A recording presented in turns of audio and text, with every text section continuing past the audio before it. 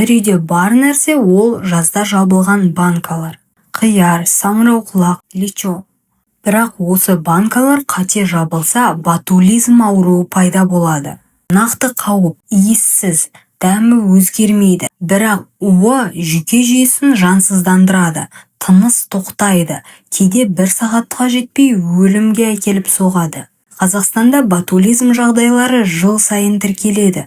Көбісі осы үй консервісінен пайда болады. Статистикалық мәліметке сүйенсек, біздің арнаны 98% көрермендер арнаға тіркелмей көреді екен.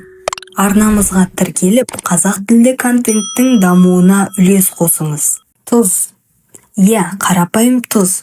Бірден көп мөлшерде қолдансаң, қан қоюланады, ми ісінеді, жүрек тоқтайды. Балалар арасында тұздан улану өліммен аяқталған жағдайлар